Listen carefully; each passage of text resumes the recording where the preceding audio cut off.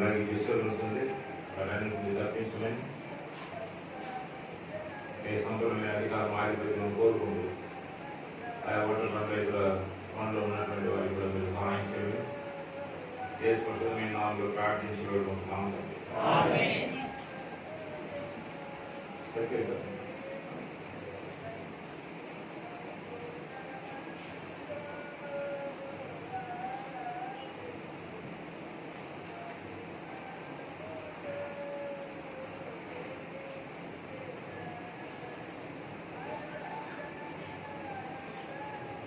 బయట ఉన్నటువంటి వాళ్ళు అటు చూడకుండా మాట్లాడకుండా వారికి వినండి. లోపల ఉన్నటువంటి వాళ్ళు మాట్లాడాలి కాదు. బయట ఉన్న వాళ్ళకు డిస్ట్రాక్షన్ ఉంటుంది. అటు ఇటు ఈ శబ్దం ఒకటి కనుక వాక్యము వినేటప్పుడు శ్రద్ధగా వినాలి. అప్పుడు మనము చక్కగా ప్రార్థన చేయగలుగుతాం. వాక్యానుసారంగా చెప్పాలన్నా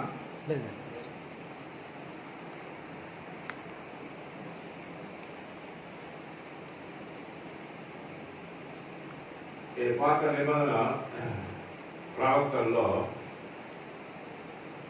యోవేలు ప్రవక్త చిన్న ప్రవక్త, రెండు రకములైనటువంటి ప్రవక్తలు ఉంటారు. Major prophets, minor prophets. Major prophets అంటే పెద్ద ప్రవక్తలు, మైనర్ ప్రాఫిట్స్ అంటే చిన్న ప్రవక్తలు. ఏషియా, ఇర్మియా, యెహెజ్కేల్ మొదలైనటువంటి వారు పెద్ద ప్రవక్తల కిందకి వస్తారు. వారు ప్రవచించినటువంటి ప్రవచనాలు, వారు రాసినటువంటి గ్రంథములు ఉన్నాయి. అవి పెద్ద పెద్ద పుస్తకాలు. ఇంకా చిన్న ప్రవక్తలైనటువంటి వారు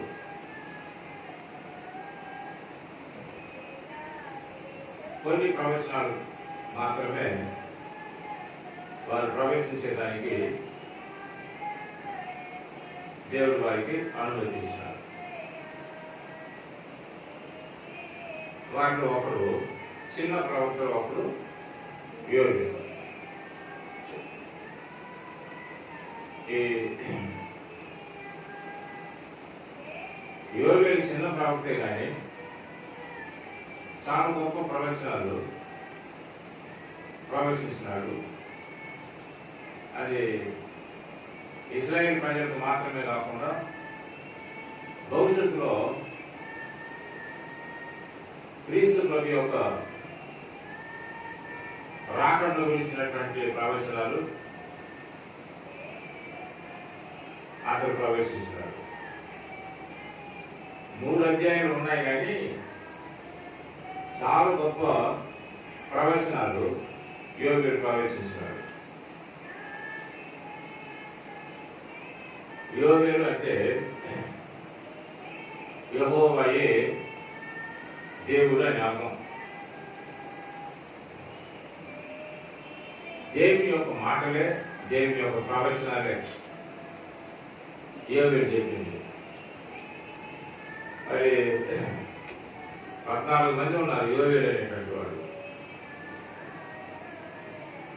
కాబట్టి ఈయన గుర్తింపు కొరకు ఏం రాసుకున్నాడు? మొదటి వచనంలో బెతూయేలు కుమారుడైన యోవేలు. ఇతని గురించి పెద్ద చరిత్ర మనకు తెలియదు, కానీ ఒక గుర్తింపు కొరకు వాళ్ళ నాయన పేరు పెట్టారు. అంటే ఆయన ఎంత చదువుకున్నాడు, ఆయన కుటుంబం ఉందా, భార్య ఉన్నారా, పిల్లలు ఉన్నారా, అవన్నీ మనకు తెలియదు. అవే రాయబడలేదు. కానీ ఒక గుర్తింపు కొరకు వాళ్ళ నాయన పేరు మాత్రము రాశారు. మరి సమూయేలు కుమారుడు ఒకడు యోవేలు ఉన్నాడు. అది మొదటి సమయాల గ్రంథం 8లో మనము చూడవచ్చు. ఆయనకి 2 పిల్లలు ఉన్నారు. అయితే వారి గురించి మంచి సాక్ష్యం లేదు. ఆయన వృద్ధులైపోయిన తర్వాత సమయాలు 2 న్యాయాధిపతులను నియమించినాడు. వారు ప్రజల దగ్గర లంచం తీసుకొని అన్యాయం తీర్పు తీసినారు. ఆయన ఉంది, వారికి ఒకటి ఇవ్వలేదు. యెహోవా దేవుడు అని పేరు భావం కలిగినటువంటి పేరు కలిగి ఉంటే లాభం ఏంటి? లంచగొండు వాళ్ళ నాయన సాక్ష్యాన్ని కోరి చేసినాడు. సమయం గొప్ప ప్రవక్త, న్యాయాధిపతి, న్యాయంగా తీర్పు తీసినటువంటి వాడు, యాజకుడు, మంచి సాక్షి కలిగినటువంటి వాడు, నమ్మకమైనటువంటి దైవ సేవకు ఆయన. 5 కోట్లు అలాగే లేరు. అక్కడ కొంతమంది తల్లిదండ్రులైనటువంటి వాళ్ళు మంచి సాక్ష్యం కలిగి ఉంటే వారి యొక్క సాక్ష్యాన్ని పాటు చేసేటువంటి చేడకులు అనేటువంటి పిల్లలు పుడతారు. హిజ్కియా మంచి రాజే. హిజ్కియా కొడుకు ఒకడు ఉన్నాడు, మనసే, వాడు పనికి మారినట్టుంటాడు. వాళ్ళ ఆయన గురించి మంచి సాక్ష్యం ఉంది. అయితే వీడు మంచివాడు కాదు. ఒకటి పనికి మారినటువంటి స్నేహితులతో కలిసి వాడు చెడిపోయి ఉండవచ్చు. కాబట్టి పనికి మారిన పనులు చేసినాడు. మందిరంలో విగ్రహాలను తీసి పెట్టాడు. జ్యోతిష్కులను తీసి పెట్టాడు. మాంత్రికం అవి ఎంకరేజ్ చేశాడు. ఇక తర్వాత దేవుడు అనిల్ యొక్క రాజుకు అప్పగిస్తే అది సంఖ్యలు వేసి తీసుకుపోయినారు. అక్కడ వాడికి బుద్ధి వచ్చింది. అక్కడ జైల్లో అక్కడ రిపెండ్ అయినాడు, పశ్చాత్తాపడ్డాడు, దేవుడు వినిపించినాడు. మరలా వచ్చి తను ఏ పనిమాలిన పనులు చేసినాడో అవన్నీ తీసేసినాడు. అది పశ్చాత్తాపం అంటే. పశ్చాత్తాపం అనేది 3 విషయాలు ఉంటాయి పశ్చాత్తాపంలో. ఒకటి చేసినటువంటి పాపం కొరకు దుఃఖపడడం. రెండవది ప్రభుత్వం జరగడం. మూడవది చేసినటువంటి పాపాలన్నీ విడిచిపెట్టి దేవునికి సంతోషకరమైనటువంటి జీవితం జీవించాలని ప్రతిష్ఠ చేసుకోవాలి. ఈ 3 ప్రాముఖ్యమైనటువంటి విషయాలు ఉన్నాయి. మరి దేవుని ప్రజలైనటువంటి వారు ఈ గ్రంథము యూదా వారికి ఈ ప్రవచనాలు ఇవ్వబడింది. యూదా గురించి మరలా అక్కడ మనం ఈ 3 అధ్యాయాలు మనం చదవగలుగుతాం. తర్వాత యెహోవా దినము అనేటువంటి మాట ఈ గ్రంథంలో 5 పర్యాయాలు వస్తుంది. మీరు చదువుకుని నోట్ చేసుకోండి. 5 పర్యాయాలు వస్తుంది, లేకపోతే 4 సార్లు వస్తుందో అది మీకు హోంవర్క్. అది బైబిల్ అంతట్లో యెహోవా దినము అనేటువంటి మాట 75 పర్యాయాలు వస్తాయి. యోవేలు గ్రంథంలో 5 పర్యాయాలు మాత్రమే వస్తుంది. దీంట్లో యెహోవా దినము, ప్రభు దినము అని అక్కడక్కడ మనం చూడగలుగుతాం. దీనికి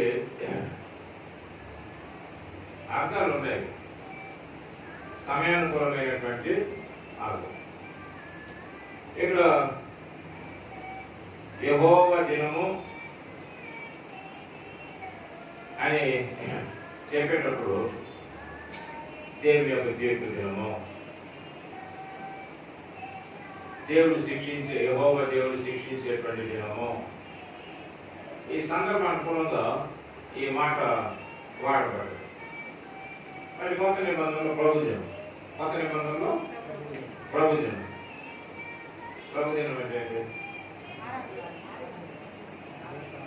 ప్రభుదినం అంటే ఆదివారం. రాసుకుంటారు చూడండి, సబ్బాత్ దినం.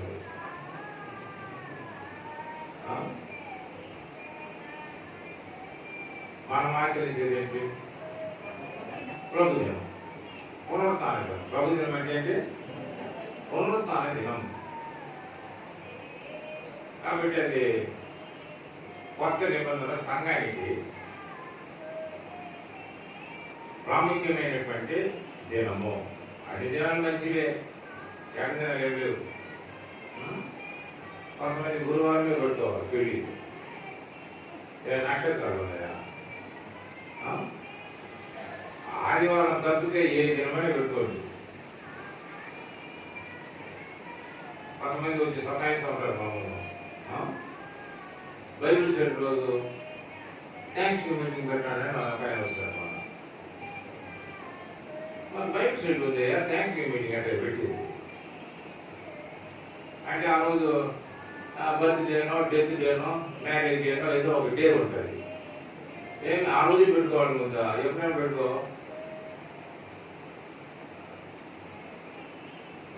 సంఘం యొక్క పరిచయం ముఖ్యం కదా. కాబట్టి మన విశ్వాసమైనటువంటి మనము దినాలు పాటించడం మంచిది కాదు. దినాలు పాటించడం అది అన్యులైనటువంటి వారికి చాలా ప్రాముఖ్యమైనది. ఏదైనా ప్రోగ్రాం ఉంటుంది, ముఖ్యమైనటువంటి ప్రోగ్రాము, అది క్యాన్సిల్ చేసి పెడతారా? ఇస్తారా? ఎవరు కదా. కనుక విశ్వాసులైనటువంటి వారు గ్రహించలేనటువంటి విషయాలు.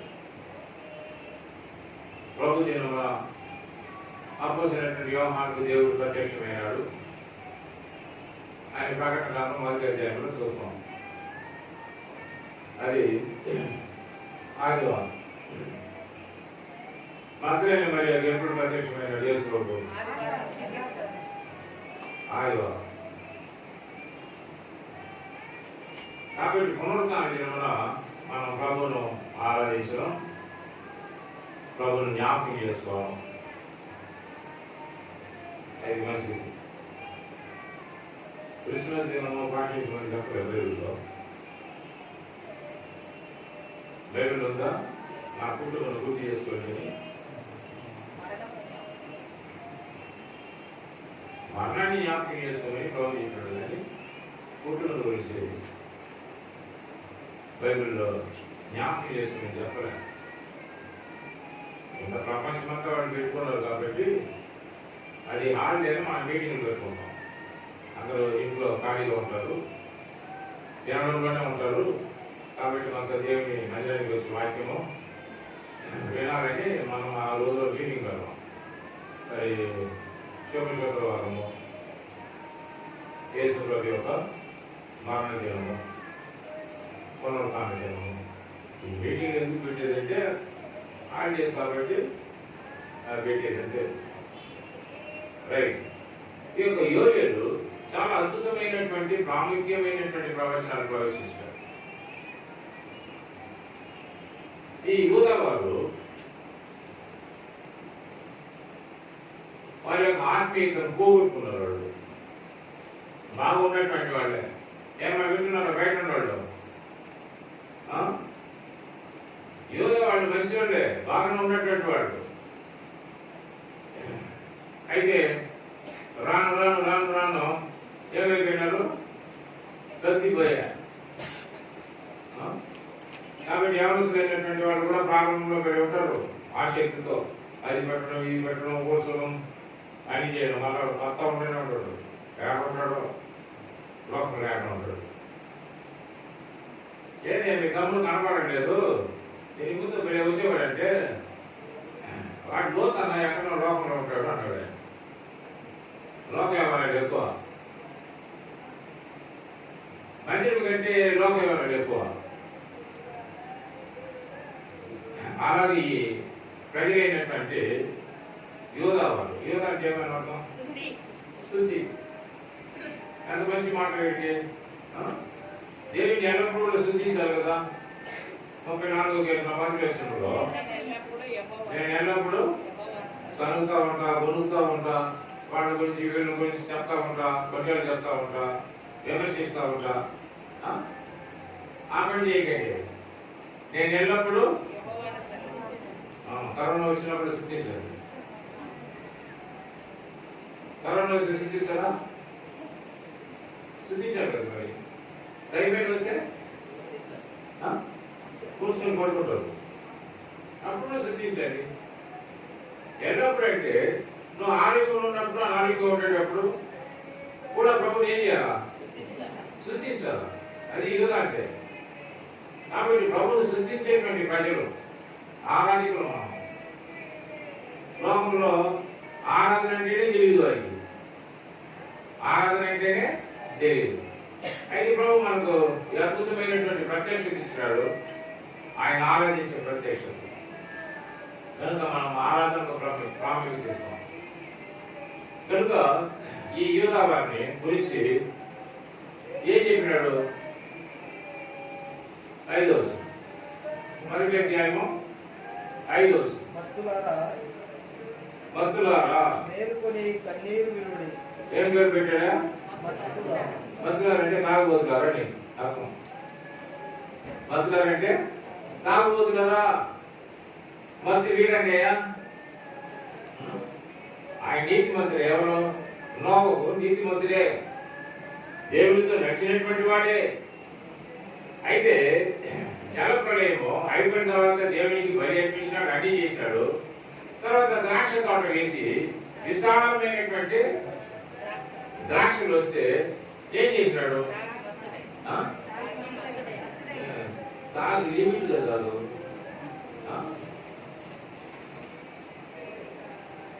మామూలు ద్రాక్ష రసం తాగితే మీకేం మత్తు రాదు, దాన్ని పులి పెట్టి తాగితేనే యేసు ప్రభు తాగలే. ఆయన అంటారు బుద్ధిహీనుడు. యేసు ప్రభు పులి పెట్టి తాగలే, మత్తు రాలే. అర్థమవుతుందా? ద్రాక్ష రసం వేరు, వైన్ వేరు. అది ఇంగ్లీష్లో కామన్గా చెప్పబడ్డది. అది మత్తు కలిగించేటువంటిది కాదు, గుర్తు చేసుకోవాలా. కనుక వీళ్ళు ఎక్కువ తాగన అలవాటు చేసుకున్నారు. అది యెషయా 5వ అధ్యాయంలో కూడా రాయబడ్డది. ఉదయకాలంలో కొత్తవాట ఏంటి? వ్యక్తి తాగినట్లు ఏంటి? సారాయి తాగేది. సారీ నిషేధం చేసేస్తాం. చేసినారా? ఏంటంటే చేసినారా? చేయరు. దాంట్లో నుంచి వాళ్ళు డబ్బులు చెప్తాం. ఇంకా అంత మోసం ఎవరికి నమ్మేదానికి లే. డబుల్ రేట్ అమ్ముతున్నారు, అయినా తాగుతున్నారు.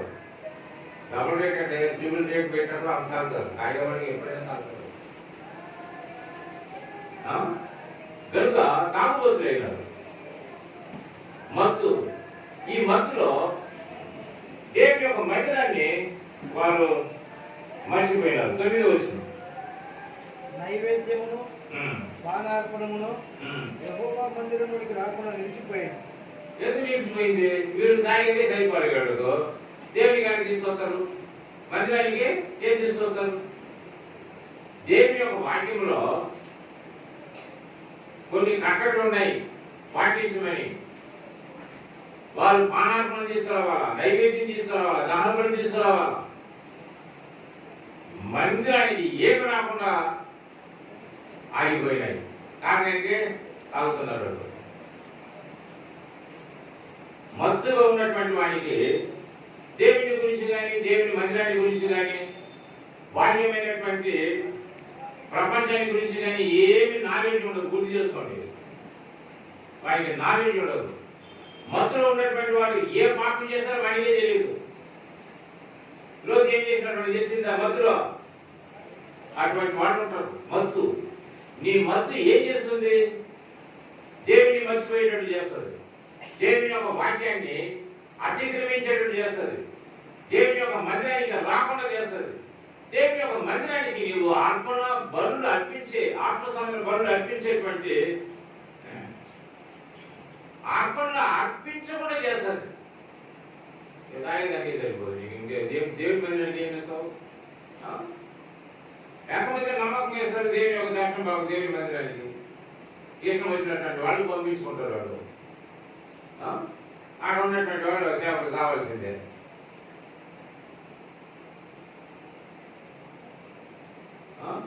చాలా మంది బోధకులు అయినటువంటి వాళ్ళు టీవీ ప్రోగ్రాంలోకి ఎంత ఏమొస్తున్నారు?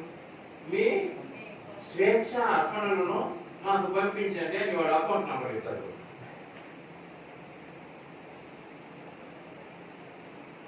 అని నువ్వు పోయేటువంటి సంఘం గాలికి పోవాలా? ఆ ఎవరో టీవీలు చెప్తే వాడికి పంపిస్తావే. మందిరం ఏం కావాలా? సంఘం ఏం కావాలా? నువ్వు వెళ్ళేటువంటి సంఘం. కొన్ని సంఘాలు డెవలప్ కాదు. కారణం ఏంటంటే అక్కడ ఉన్నటువంటి విశ్వాసులు దొంగలు. దేవునికి ఇచ్చేటువంటి భాగంని ఇవ్వరు, నమ్మకంగా ఇయ్యరు, ధారాళంగా ఇయ్యరు.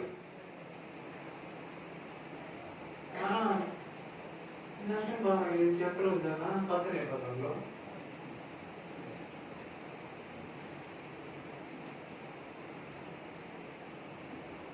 చెక్క మనిషి దశం భాగం ఇయ్యకూడదని ఎక్కడ ఉంది చెప్పు? 2 Corinthians 8:9 నీవు ధారాళంగా దశం భాగం నుండి ఎక్కువ, అది దాని అర్థం. అక్కడ 1/10 కాదు. అర్థమైందా? ఒక ఆయన ప్రపంచ ప్రఖ్యాతి చెందినటువంటి వాడు, చిన్న వ్యాపారం చేసినటువంటి వాడే. 10% ఇచ్చినాడు, అభివృద్ధి అయింది. తర్వాత 20% ఇచ్చినాడు, తర్వాత 30% ఇచ్చినాడు. ఇంకా దేవుడు ఆశీర్వదించినాడు, 40% ఇచ్చినాడు, 50%. నీ జీతము 1 లక్ష అనుకో, 50,000 ఇస్తావా? గుడ్ అయిపోద్ది. ఆయన 50% ఇచ్చినాడు, తర్వాత 60% ఇచ్చినాడు, 70% ఇచ్చినాడు, 80% 90% దాకా ఇచ్చినాడు. ఆయన ఏం తక్కువ కాదు. ఆయన పేరు కోల్గేట్, పండుగ పేస్ట్. ఆయన పేరు అది. మంచి బిజుగా ప్రపంచం అంతట్లో కూడా వారి యొక్క వస్తువులు ప్రజలు వాగ్దానం ఉన్నారు. సీక్రెట్ ఒకటే, దేవుడి బాగా దేవుడికి ధారాళంగా ఇచ్చినాడు కాదు. దేవుడి మందిరానికి మీ పానాత్మలు ఆగిపోయినాయి. యాజకులైనటువంటి వాళ్ళు ఏం చేస్తున్నారు? ఇంకా అంగలాక్షలు ఏం చేస్తారు? బస్సు ఉంటారు. ఏం చేస్తారు? అంగలాక్షలు.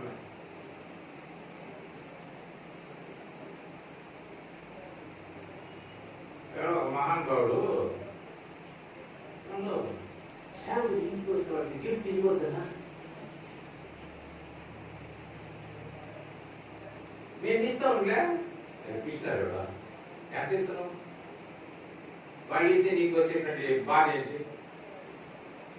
ఇది ఇవ్వడు, ఇచ్చేవాడిని ఇవ్వలేవాడు.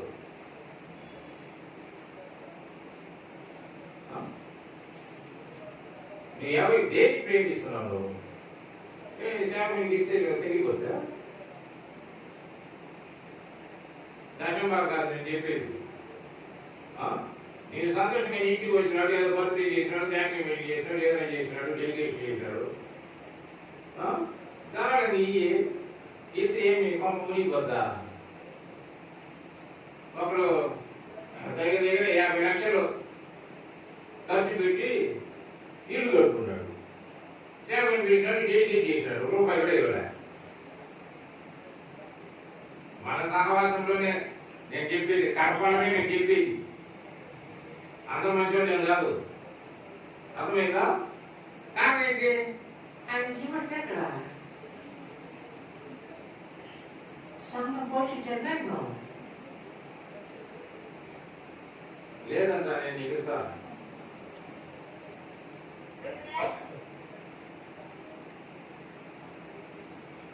ఇటువంటి సంకుచితమైనటువంటి బుద్ధులు కలిగినటువంటి వాళ్ళు ఉంటారు.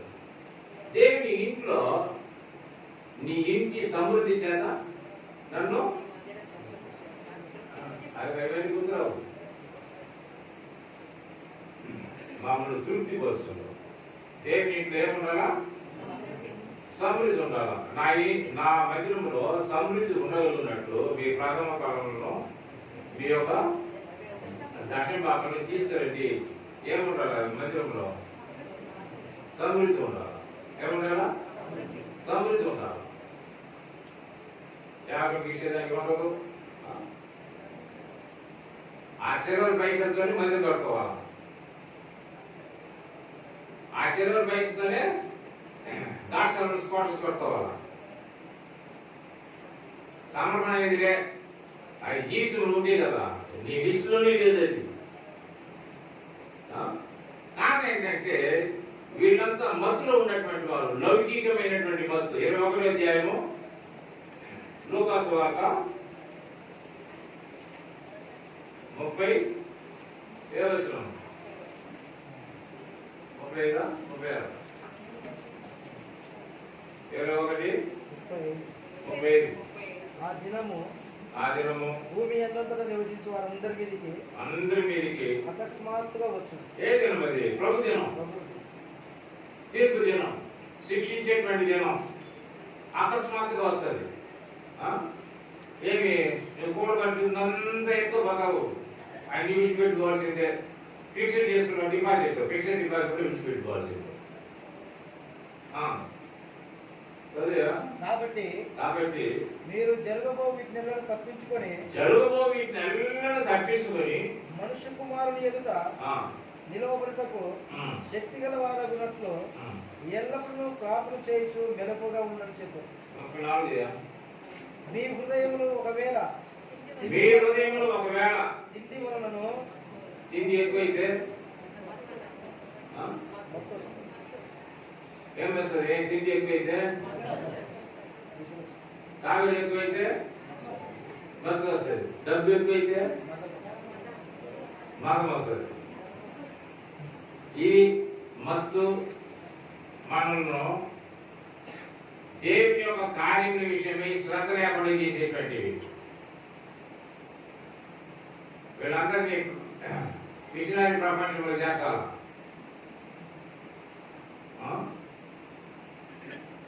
దేవుని విషయమై, దేవుని యొక్క మందిరం విషయమై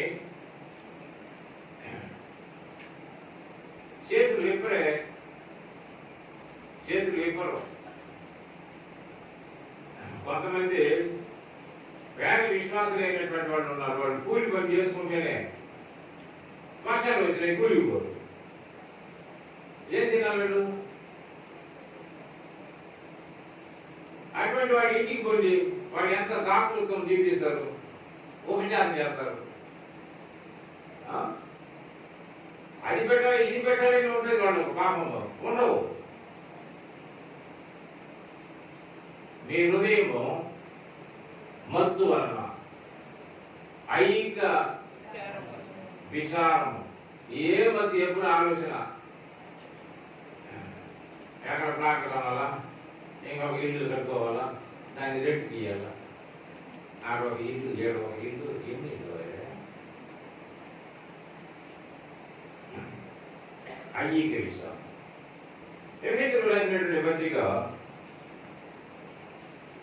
5వ అధ్యాయంలో 18వ వచనం. ఆ దేవుడు రాసినటువంటి పౌలు ఏమన్నాడు? మరియు మద్యముతో అంటే హోంవర్క్ అంటే చదువుతారు.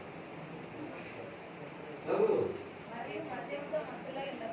మద్యముతో మత్తులై ఉండకూడదు అంటే ఎవరికి రాసినాడు? అది విశ్వాసం రాశాడా, అవిశ్వాసం రాశాడా? ఆడ ఉన్నాడు కాలుబోతులు. మద్యంతో మత్తులై ఉండబడి కానీ దాంట్లో దుర్వ్యాపారం కలదు. దాంట్లో ఏముంటది? దుర్వ్యాపారం కాదు. కనుక దేవుని ప్రజలైనటువంటి వారు ఎంతమంది మోసం చేసేటువంటి వాళ్ళు ఉన్నారు. ఆ కథ ఈ కథ చెప్పి అప్పుడు తీసుకునేది, ఇచ్చేదిలే, అడిగి మానుకోవాల్సిందే. పక్కన కదా పిల్లలకి తీసుకెళ్ళాలన్నా ఏదో కథలు చెప్తారు. వాళ్ళ మనసు కరిగిపోయేటట్టు కథకు చెప్తారు, తీసుకుపోతారు. 20,000 50,000 అది తీసుకుపోతారు. వచ్చే నెల ఒక్క నెల గ్యారెంటీ పెడతారు. 6 నెలలైనా మంచి పచ్చ దొరకడు.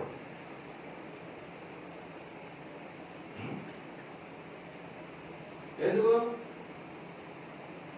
అప్పులు షాకాలు ఉంటారు కొంతమంది. వాళ్ళు బతికే అప్పులు ఇక్కడ అక్కడ అక్కడ ఇక్కడ అంతా అప్పులు చేసి బతికేటువంటి వాళ్ళు ఉన్నారు కొంతమంది. జాగ్రత్త. కాబట్టి అప్పించినటువంటి వాళ్ళకి నోరు తెరవాల్సిందే. ఏం చేయాలన్నా విశ్వాసం ఇచ్చిన తర్వాత చేసింది పిశాచే.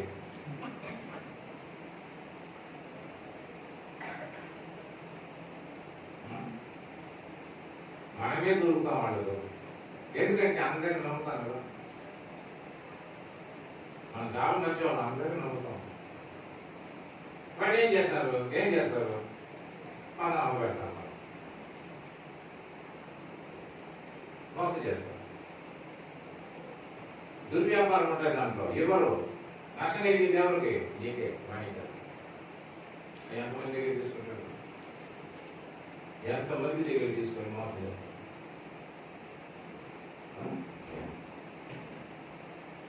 కాబట్టి ఐక్య విచారం, ధనమోసము ఇవన్నీ మన జీవితంలో తీసుకొచ్చేటువంటి మత్తు. దేవుని యొక్క వాక్యం అంటే నిర్లక్ష్యం. నువ్వు వాక్యం చదవడం కాదు, వాక్యాన్ని లోబడు, వాక్యాన్ని అనుసరించడం. అది చాలా ప్రాముఖ్యమైనది. కాబట్టి యూదా ప్రజలు దేవుని ప్రజలైనటువంటి వారుగా ఉన్నప్పటికీ వారు భక్తులుగా ఉన్నారు. దేవుని యొక్క వాక్యాన్ని నిర్లక్ష్యం చేస్తున్నారు. దేవుని యొక్క మందిరాన్ని నిర్లక్ష్యం చేస్తున్నారు. దేవునికి ఇచ్చేటువంటి ఆత్మల విషయమే నిర్లక్ష్యం చేస్తున్నారు. సఫర్ ఏది? దేవుని యొక్క సంఘం. దేవుని సంఘంలో ఉండేటువంటి యాజకులు, మందిరంలో ఉండేటువంటి యాజకులు అంగలాలుస్తూ ఉంటారు. కనుక ఇటువంటి పరిస్థితులను బట్టి దేవుడు ఏం ఊరుకోడు కదా. దేవుడు ఏం చేసినాడు? 4వ వచనం మొదటి అధ్యాయం.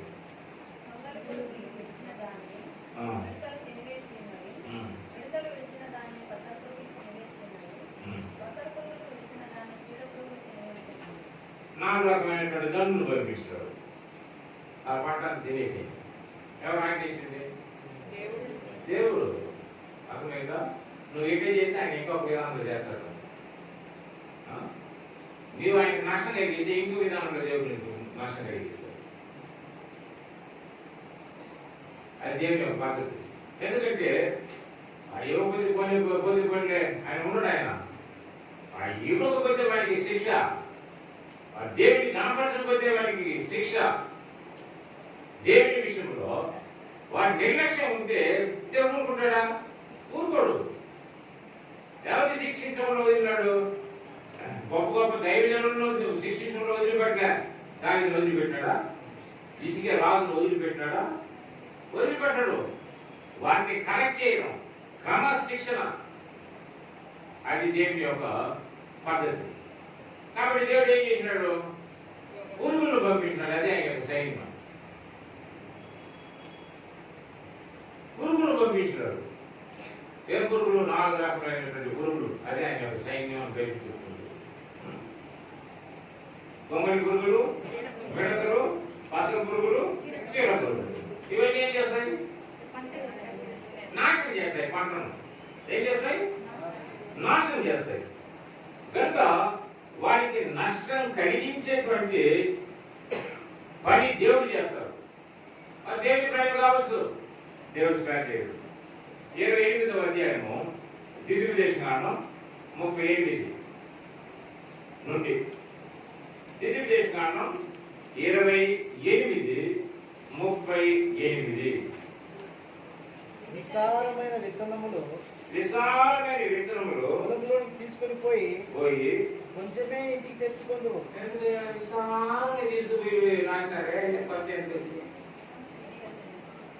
ఏం చేయాలి? పెట్టుబడి కూడా రాలేదన్నా.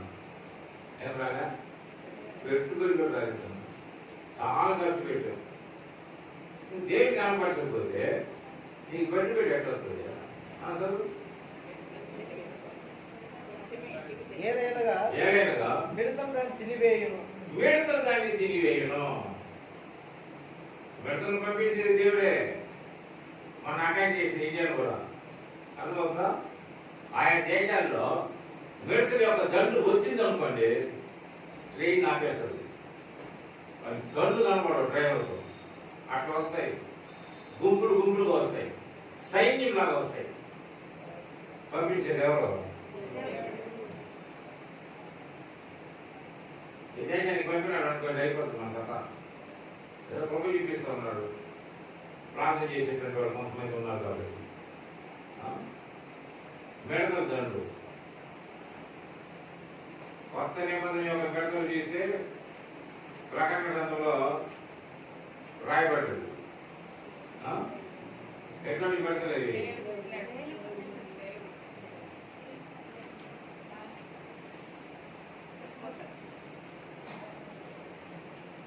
ప్రకటన గ్రంథము ఏంటి? 9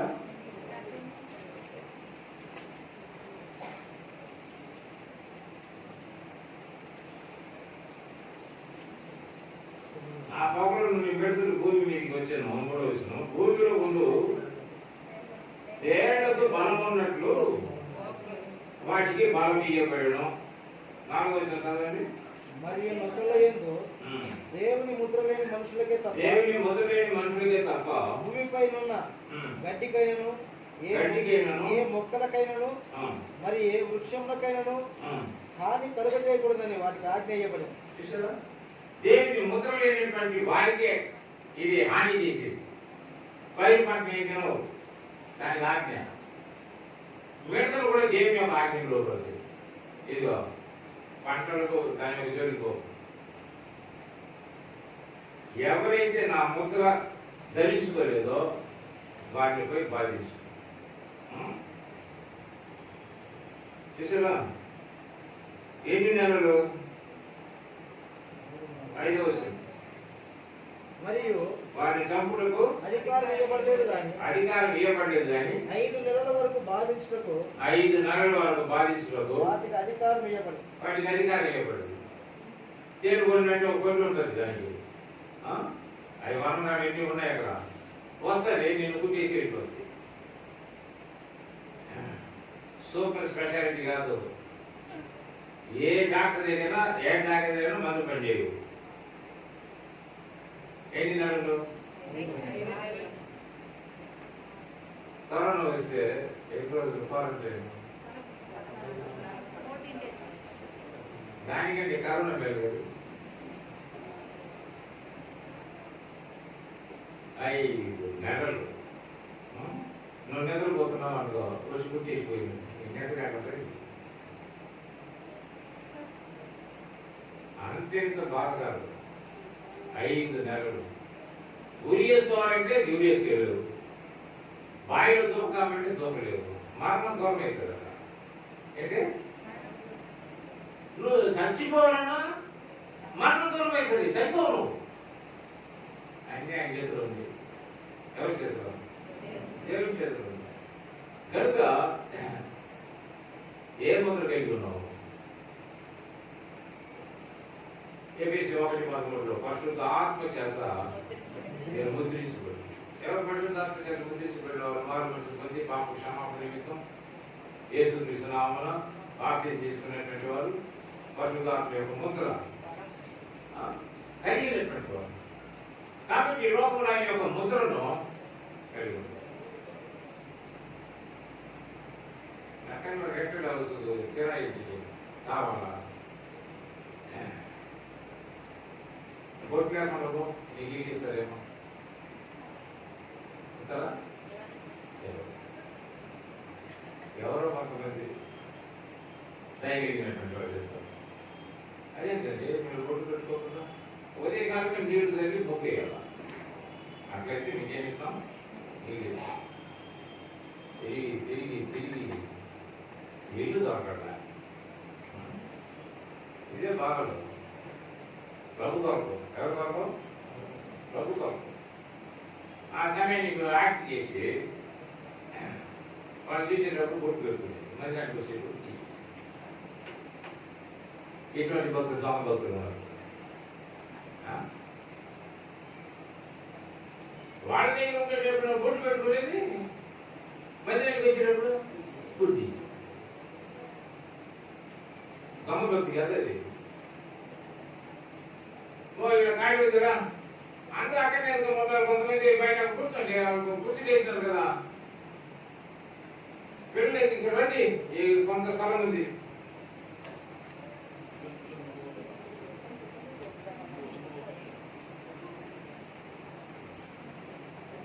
వర్షం కదా ఏమొస్తారు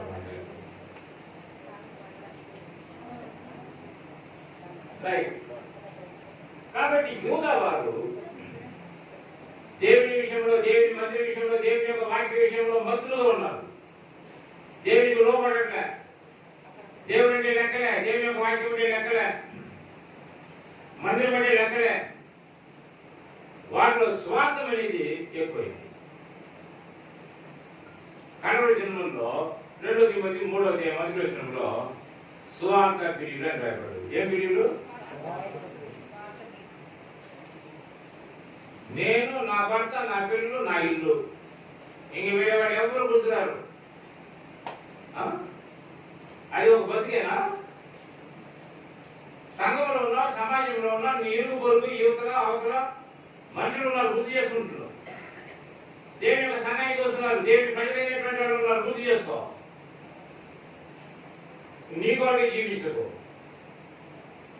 జీవించిన వారికి మీదుగా తమ కొరకు కాక తమ కొరకు మృతి పొంది తిరిగి లేచిన వాని కొరకే 10 ఆజ్ఞలు జీవించినాడు ఇశ్రాయేలు ప్రజలకు. దాన్ని క్లుప్తపరిచి కొత్త నిబంధనలో 2 ఆజ్ఞలు జీవించినాడు. మొట్టమొదటి ఆజ్ఞ ఏంటి? దేవుడైనటువంటి యెహోవాను ఎట్లా ప్రేమించాలి? పూర్ణ హృదయంతో, పూర్ణ బలంతో, పూర్ణ మనసుతో. రెండోది అది మాత్రం చెప్పవు ప్రభు, నేను మాకు అలవాటు లేదు. పొరుగుడు వాడు చేస్తే మాకేమి? ఎవడో దొంగలు పడేది, ఆ మనుషుడు అయితే దొంగలేదు కాబట్టి చంపుతారు, వాడిని కొడతారు. వాడిని గతి ఎవరొకరు చూసినాడు, నీ కర్మానికి పోయినాడు. ఇంకొకరు చూసినాడు, ఏమో ఎవరో ఏందో నాకు ఎందులే. ఎవరు వీళ్ళంతా? యాజకుడు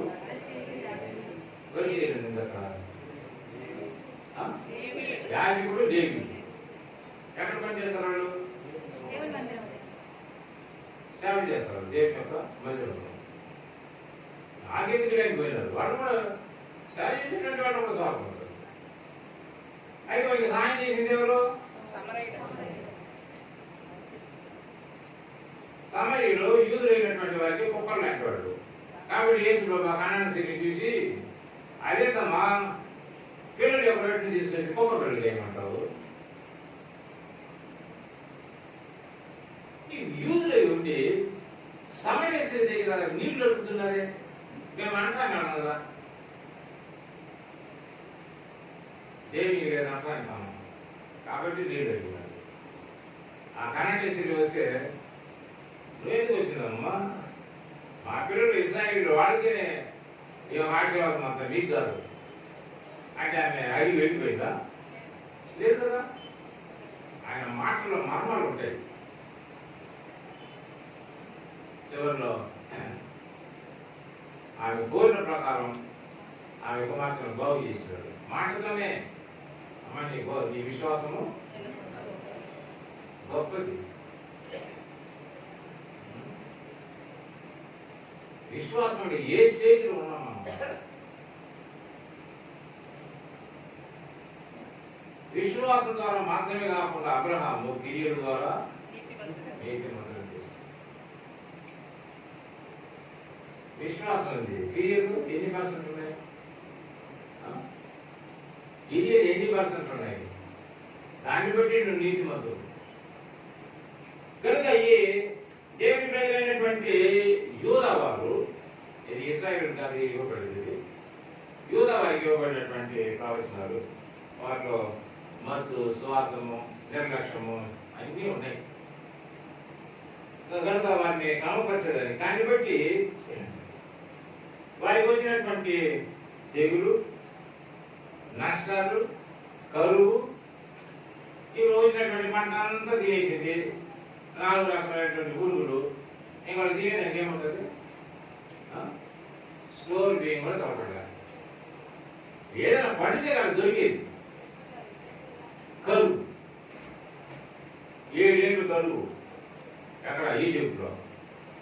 ఈజిప్ట్లో మాత్రం కాదు, కనాన్లో కూడా 7 ఏళ్ళు కరువు. ఆ కాలంలోనే యాకోబు తన యొక్క పిల్లలను ఈజిప్ట్ను పంపించినాడు. సమృద్ధి అక్కడ ఉంది. ఐగుప్తు కదా, వాళ్ళంతా యెహోవా దేవుని యొక్క విశ్వాసం కాదు కదా, వారికి సమృద్ధి ఏంటి? వీళ్ళు దేశంలో కరువు ఏంటి? నయం ఏం చేసింది? బెత్లెహేములో, బెత్లెహేం అంటే ఏమన్నా?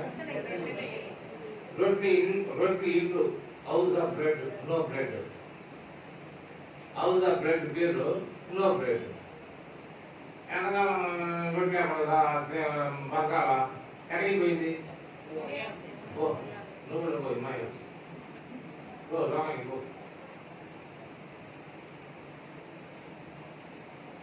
ఎంత సంపాదించుకుంది? మాయాలు పోయింది, అక్కడ సమృద్ధి ఉంది. ఎంత సంపాదించుకున్నది? పక్కన పోగొట్టుకునే, ఇక్కడ కొడుకును పోగొట్టుకునే రీతులు అదే. ఆయన చేతులు ఉన్నాయి ఎక్కడ పోయినా. నడక మాట అంత నయంలా ఉందే అంటే మాకు చిక్కిపోయినాడు. ఇది జరిగే రూతో వస్తాను. మీరు అనుకున్న ప్రకారం నేను నయం లేదని నన్ను నయం అనకండి. ఏమనండి? చేతులు తింది, దేవుని మీద అడిగింది. ఏం చేసినాడు దేవుడు నాకు? నువ్వేం చేసినావు దేవుని? అది దేవుడు అడిగింది. దేవుడు నాకు ఏం చేసినాడు? నేను రిచ్చురాలైపోయినాను. నువ్వేం చేసినావు దేవుని విషయంలో? మరి నేను వదిలిపెట్టి దేవుని ప్రజలకు సావాసం వదిలిపెట్టి కలుపు తిప్పలు కొరకు మయపోతావు, లోపలికి పోతావు. దానికి శాంతి చేయి. బాపం తీసేసినాడు, కొడుకుని తీసేసినాడు. నువ్వు ఎదవాళ్ళు, ఇద్దరు పోరాడు ఎదవాలి. నష్టం, కష్టం, బాధ, నిద్రపడకపోతే వీక్, టెన్షన్, షుగర్. మనసుకి శరీరానికి సంబంధాలు ఉంటాయి తెలుసా? క్రమశిక్షణ. నువ్వు మళ్ళీ రావాల్సిందే, ఎక్కడికి? వ్యతిరేక రావాల్సిందే. అప్పుడే నీవు సంతోషపడతావు. కాబట్టి ఇక్కడ దేవుని ప్రజలైనటువంటి వారిని క్రమపరచడానికి దేవుడు కరువును పంపించాడు. అది ఎంత మంచి దేవుడినా అట్లనే కొనసాగదు.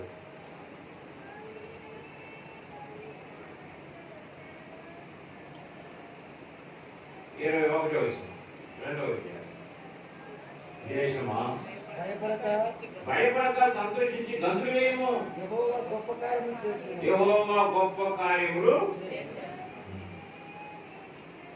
దేశమా, సంఘమా భయపడక గంతులు వేయి. ఎందుకంటే ఆయన కరుణ వాత్సల్యత కలిగినటువంటి దేవుడు, కృపా సమృద్ధి కలిగినటువంటి దేవుడు ఆయన. 22 పశువులారా భయపడుతుంది, గడ్డి పిల్లను పచ్చిక మలుచును, చెట్లు ఫలించును, అంజూరపు చెట్లు సమృద్ధిగా ఫలించును, ద్రాక్ష చెట్లు సమృద్ధిగా ఫలించును. సియోను జనులారా ఉత్సహించి మీ దేవుడైన యెహోవా యందు సంతోషించుడి. తన నీతిని బట్టి ఆయన తొలగరి వర్షము మీకు అనుగ్రహించు. వాన కురిపించి పూర్వమందు వలె తొలగరి వర్షమును కడవరి వర్షమును ఎప్పుడు కడిగి పెట్టాలా, అంగరాక్షాల గోని పట్టు కట్టుకొని 14వ అధ్యాయం 14వ వచనం మొదటి అధ్యాయము ఉపవాసం ప్రతిష్ఠించుడి, ప్రతిదినము ఏర్పరచుడి, యెహోవాను బతిమాలుకోండి, పెద్దన్న దేశంలోని జనులందరినీ మీ దేవుని యెహోవా మందిరములో సమకూర్చండి. చూసారా, ఉపవాసం రోదన చేయండి. 11వ వచనం యాజకులారా గోనె పట్ట కట్టుకొని అంగలార్చుడి, గోనె పట్ట కట్టుకొని అంగలార్చుడి. బలిపీఠం వద్ద పరిచర్య చేయు రోదన చేయుడి. రోదన చేయండి. నా దేవుని పరిచారకులారా గోనె పట్ట వేసుకొని రాత్రంతా గడుపుడి. తప్పైంది ప్రభావ, పాపం చేసినాం, నీకు విరోధంగా నిర్లక్ష్యం చేసినాం, స్వార్థం మన జీవితంలో ఉంది. ఈ యొక్క కరువుకు కారణం మేమే. మాకు బుద్ధి చెప్పేదానికి ఈ 4 రకమైనటువంటి పురుగులను పంపించి మా యొక్క పంట నాశనమైంది. మేమే దానికి కారణం. గోనెపట్ట పాత నిబంధనలో గోనెపట్ట కట్టుకొని అంగళాసేటువంటి వాడు, అది రిపెంటెన్స్, పశ్చాత్తాపానికి గుర్తు అన్నమాట. ఉపవాసం చేస్తారు, ఉపవాసం. కాబట్టి నెహెమ్యా, ఎజ్రా వీళ్ళందరూ ఉపవాస ప్రార్థన చేసినటువంటి వాళ్ళు. చేస్తారు, పరిగెత్తులతో ఉపవాసం చేసింది. లేకపోతే యూదులందరూ కూడా నశించేటువంటి పరిస్థితులు ఉన్నారు. మానేయడం, ఒక పూట భోజనం మానేయడం. కొంతమంది 3 పూటలు మానేస్తారు. నువ్వు షుగర్ ఉండి 3 పూటలు మానేస్తే పోతావు తొందరగా.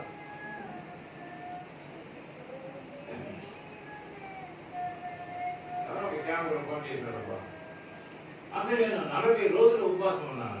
నాకు జోక్ చేసి అదే చెప్తున్నాడు, 40 రోజులు అంటే ఏం తాగలేదా అంటే జ్యూస్ తాగినాను.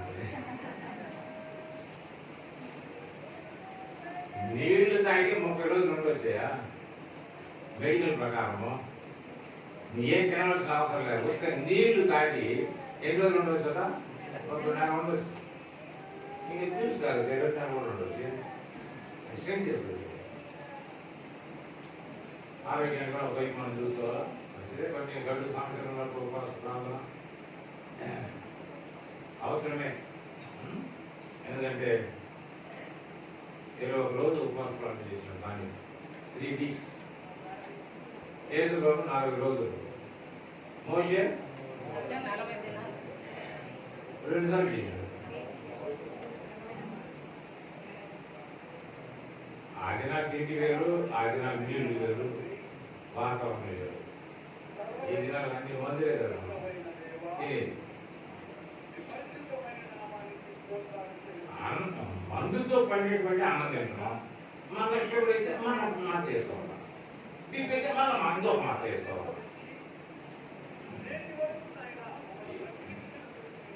ఎన్ని మాత్రలు వేసుకుంటారు కదా అన్న? నాకు ఒక 10-12 రోగాలు ఉన్నాయన్నా. దానికి 2, దీనికి 2, దానికి 2, దీనికి 2, అంతా ఒక 24 వేసుకుంటారు.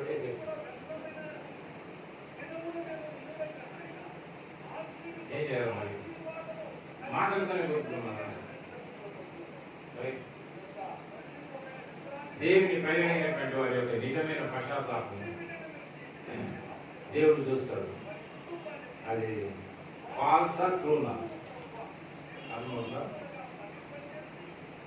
యథార్థమైనటువంటి హృదయంతో ప్రభు తట్టు తిరిగితే దేవుడు ఏం చేస్తాడు? కనిపిస్తాడు. 2వ దినవృత్తాంతం 7:14లో నా పేరు పెట్టబడినటువంటి ప్రజలు తమను తాము తగ్గించుకొని పేరు పెట్టబడిన నా జనులు తమను తాము తగ్గించుకొని ప్రార్థన చేసి నన్ను వెతికి చెడు మార్గం విడిచినట్టు ఆకాశం నుండి నేను వారి ప్రార్థన విని వారి పాపములు క్షమించి దేశం స్వస్థపరుస్తారు. 2వ అధ్యాయం 20వ గ్రంథము మీకు తొలగరి కనబడి వర్షం ఇస్తాను. 24వ వచనం. కొట్లు ధాన్యముతో నిండును, కొత్త ద్రాక్షరసమును, కొత్త తైలమును, గానుగలకు పైగా పొర్లి పాలను మీరు కడుపార తిని తృప్తి పొంది మీ కొరకు వింత కార్యములను జరిగించు మీ దేవుడైన యెహోవా నామమును స్తుతించినట్లు నేను పంపిన మిడతలను గొంగళి పురుగులను అసలు పురుగులను చీడ పురుగులను అన్న మహాసైన్యం దిగివేసిన సంవత్సరంలో పంటను మీకు ఏం చేస్తారు? మరలా ఇస్తా. తిరిగి నా దగ్గర రండి. అదే కదా దేవుని యొక్క బాధ. నా యొక్క రండి, తిరిగి రండి. ఇర్మియా గ్రంథంలో తిరిగి రండి నా యొద్దకు. హోషేయ గ్రంథం 14వ అధ్యాయంలో తిరిగి రండి నా దగ్గర. ఎక్కడెక్కడో దూరం పోయినారు. తిరిగి రండి, నేను అన్ని మీకు సమకూరుస్తాను. 27, 26 నా జనులు ఇక ఎన్నిటికి సిగ్గునందరు. అప్పుడు ఇశ్రాయేలు మధ్య ఉన్నవాడు నేనే అనియు, నేనే మీ దేవుడిని యెహోవాననియు, నేను తప్ప వేరు దేవుడు ఒక్కడునూ లేడనియు మీరు తెలుసుకుందరు. ఎన్నడూ సిగ్గుపడరు. అంటే ఎన్నడూ గాడ్ ఆఫ్ రెస్టరేషన్, మరలా సమకూర్చేటువంటి దేవుడు. కాబట్టి పాడింది కరుణించి తిరిగి సమకూర్చే దేవుడు ఆయన. వాళ్ళని శిక్షిస్తాడు, క్రమపరుస్తాడు, సమకూరుస్తాడు. సంతోషంతో ఈ దినాల్లో అనేక సంఘాలు ఆధ్యాత్మికమైనటువంటి మత్తులో ఉంది, నష్టంలో ఉన్నారు, నిర్జీవి స్థితిలో ఉన్నారు. కరువు ఏంటి? పంటలు లేదు, ఎండిపోయినటువంటి బ్రతుకు, ఆసక్తి పోయింది. దేవుని విషయమై, దేవుని మందిర విషయమై ఆసక్తి పోయింది. నెమ్మది లేదు, సమాధానం లేదు, సంతోషం లేదు. ఏదో బతుకుతున్నామంటే బతుకుతున్నాం అంతే. కనుక ఎటువంటి ఆధ్యాత్మికమైనటువంటి గొడుతాం నుండి దేవుడు విడుదల చేసి తన ప్రజలైనటువంటి వారి మీద సమృద్ధి అయినటువంటి దేవుని యొక్క కృపా వర్షాన్ని కురిపించేటట్టు ప్రార్థన చేయాలి. మళ్ళా వారు సమకూర్చబడి దేవుని యొక్క ఆత్మ చేత వారు ఉజ్జింపబడి దేవుని కొరకు జీవించి ఆ దినం వరకు, ఏదైనా ప్రభు యొక్క రాకడ దినం వరకు సంసిద్ధంగా ఉండేటట్టు. అవిశ్వాసులైనటువంటి వారికి అది ఉగ్రత దినం, ప్రభువును ఎరగినటువంటి వారికి అది ఉగ్రత దినం, అది దేవుని ప్రజలైనటువంటి వారికి అది శుభదినం. సంఘం ఎంత పడుతుంది? 7 సమకాలం రాబోతుంది. శ్రమకాలం, మహాశ్రమకాలం. సంఘం ఉన్నప్పుడు సిద్ధంగా ఉన్నటువంటి వారు ఎంత పడతారు? సిద్ధంగా లేనటువంటి వారి దేవుని యొక్క ఉగ్రతను ఈ భూమి మీద అనుభవించాల్సి వస్తుంది. క్రీస్తు విరోధి యాంటీ క్రైస్ట్ యొక్క పరిపాలన. ఇవన్నీ అతను ప్రవేశించినాడు ఏవేరు గ్రంథంలో. అవన్నీ చెప్పేదానికి సమయం లేదు. కానీ కనుక ఇటువంటి కనుమడి దినాలు ఉన్నాం. ప్రభు ఎప్పుడు వస్తాడు? ఆ దినమైనను ఆ గడి అయినను మీరు ఎరుగురు దొరుకుతారు. నిద్రపడి ఏం చేయండి? ఎరుగుకోండి, ప్రార్థన మత్తులుగా ఉండకండి. నిద్రించే వారు రాత్రి నిద్రిస్తారు, మత్తుగా ఉన్నటువంటి వారు రాత్రి మత్తుగా ఉంటారు. అయితే దేని ప్రజలమైనటువంటి మనము మేలుకొని మెలుకోబడి ప్రార్థన చేయడం ద్వారా మన నష్టాలన్నీ సంపూర్చగలిగినటువంటి దేవుడు మనకున్నాడు. ఈ కొన్ని తలపులతో మనం ప్రార్థన చేస్తాం. అయితే సమయం మన ఆధ్యాత్మికమైనటువంటి పరిస్థితులను మనం జ్ఞాపకం చేసుకుని ప్రభు సన్నిధిలో పశ్చాత్తాపంతో ఒప్పుకోవాల్సినటువంటి వాటిని ఒప్పుకొని విడిచిపెట్టి ప్రభు అప్పు చెప్పండి. ప్రభు నిన్నే ప్రేమిస్తాను, నీకు ఇష్టకరమైనటువంటి జీవితాన్ని నేను జీవిస్తాను అని దేవునికి అప్పు చెప్పుకొని తర్వాత ఈ జిల్లా సంఘాల్లో కడప జిల్లాలో ఉన్న సంఘాలు పరిశీలి కొరకు తర్వాత ప్రార్థన చేస్తాం. ఇది ప్రభు చిత్తం అయితే కడప వేషవ ప్రార్థన మందిరంలో 11 మండే నుండి సోమవారం నుండి శుక్రవారం 15 వరకు బీబీఎస్ పరిశీలి ఉంది. దాని కొరకు ప్రార్థన చేయండి. అనేక మంది పిల్లలు ఆత్మీయంగా మేలుకొన్నట్టు, అనేక మంది యవనస్తులు రక్షణ పొందినట్టు, కేజీ జూనియర్స్ సీనియర్ ఉన్నాయి. వారికి వాక్యం అందించేటువంటి వారు, పాటలు చేసేటువంటి వారు, టీచర్స్ ప్రభు బాలపరిసరి చూడగలుగుతారు. వాతావరణం అనుకూలంగా ఉండేటట్లు దయచేసి ప్రార్థన చేస్తాం.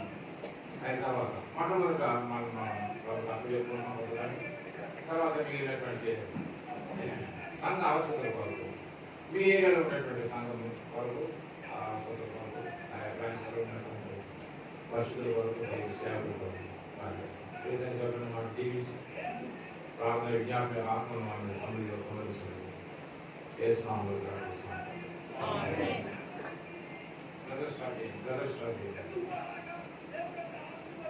ప్రేమలైన పరలోక తండ్రి, ఈ ఘనమైన నామ బట్టి మీకు వేరవేసి కృతజ్ఞతాస్తుతులు చెల్లిస్తున్నాం. ఓ ప్రభువా, మరి సమయంలో యెరూషలేము ప్రార్థనా మందిరంలో